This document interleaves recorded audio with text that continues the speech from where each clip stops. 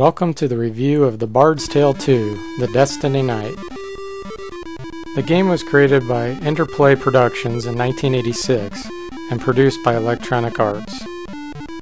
This review is mainly going to build on the review from The Bard's Tale 1, so if you haven't watched my review of that game, make sure you go see that first. Your quest in the game is to kill the evil Archmage, Lagoth Xanta, and gather 7 pieces of the Destiny Wand. You then have to reforge the Destiny Wand into a scepter, which will make the realm be saved. This review will mainly only be mentioning the differences or changes between Bard's Tale 1 and Bard's Tale 2.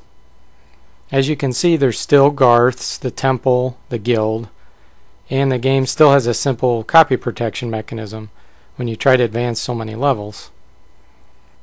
There's still Roscoe's Energy Emporium where you can get spell points back, and the tavern where your bard can regain his voice by having a drink. It still has the concept of night, so you're not allowed in certain buildings. One of the differences I noticed was the color scheme of the game. The graphics are actually pretty good, except for the color schemes they chose. For some reason, everything's kind of a reddish or dark brown color. The original had much better color scheme, a lot more greens and purples and things of that nature. You start the game by exiting the guild in a town called Tangermain, and just like Bard's Tale 1, you just begin wandering around.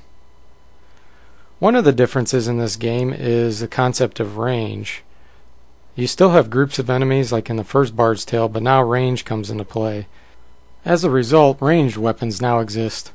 They allow you to hit enemies greater than 10 feet away. Some enemies can also have ranged weapons, so they can hit you from farther than 10 feet away.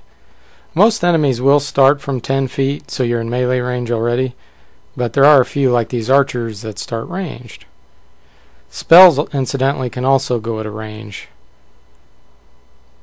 Some types of weapons and spells actually have a range limitation and won't reach at a certain distance. You can advance by 10 feet per round, but it takes the whole round to do so. One of the funny things I found about the game is your armor class actually determines your chance to hit the enemies. That's right, your armor class. The Bard songs return for the game, and there's actually 7 instead of 6. Just like before, you can play them in combat or outside of combat.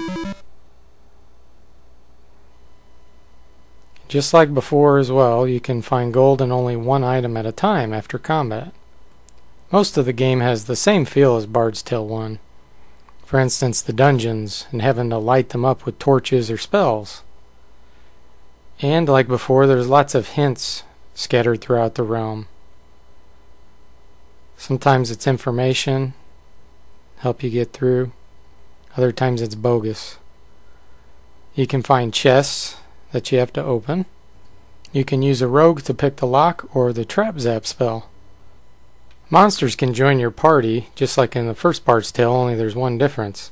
Here they actually take up a character slot. And the awesome thing about this is you can actually have more than one monster. And it even allows you to view them.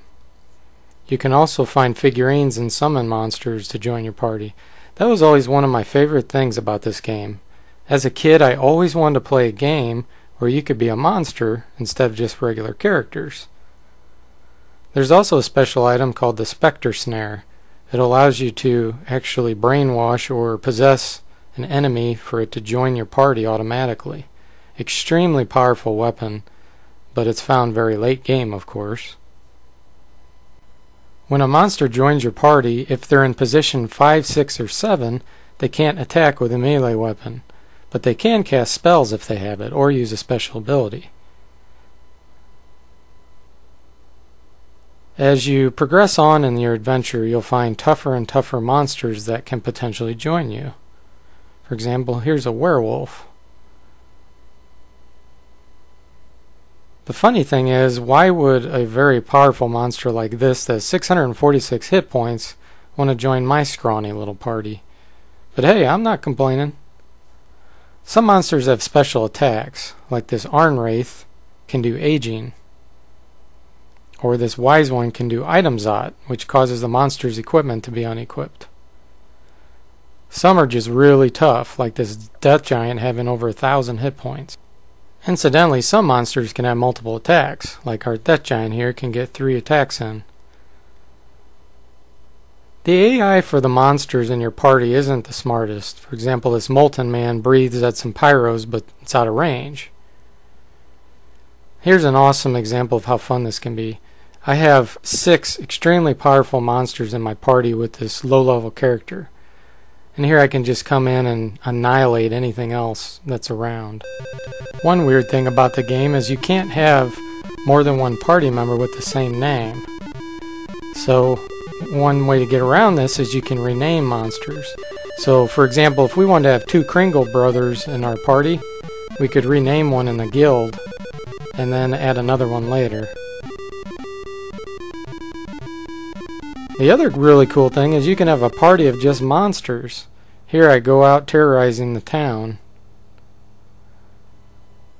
Monsters don't have any levels, however, so when it says you get so much experience per character, it's basically useless for monsters. Unlike the first Bard's Tale, this one actually has a wilderness, so you can leave the main town and explore other towns. Some places are locked and it requires special keys to get in, such as Fanscar's Fortress. Others require passwords, such as the Grey Crypt. And it's real easy to get slaughtered in this game if you go in the wrong place. Obviously, I didn't stand a chance here. In fact, the Bard's Tale 2 is extremely difficult. If you think the first one's hard, the second one's even harder. This game's just filled with harsh traps that can kill even the strongest party members. And there's really annoying places where if you made a mistake somewhere along the line and you've gone deep into a dungeon, sorry, no more progression for you. You can transfer your characters from the first Bard's Tale game. Here's 3 characters I had. And even though they were level 1 characters, it's pretty interesting. They start with experience. So I guess they threw a bone to you if you had bought the first Bard's Tale. When you die, you're told by an angel, "Sorry, bud." Hey, that guy looks familiar. Aha! It looks just like the developer, Michael Cranford. One of the biggest improvements in the game is the ability to save the game anywhere. The first Bard's Tale you had to go back to the guild, and so there were many times you'd die on your way back. Not anymore. I'm always mentioning the fact that one of the biggest influences on my grading scale is how replayable the game is. Well, Bard's Tale 2 definitely has a huge replayability. The randomness of all the encounters, the items you can find, the fact that you can have monsters join your party, it almost makes you want to go out and collect them, kind of like you're collecting insects as a little kid. I just take them back to the Adventure Guild and put them in there just like a glass jar. So overall, I was very impressed with this game. I remember playing it as a kid and it holds up well even today. So I hope you enjoyed the review, and I'll see you next time.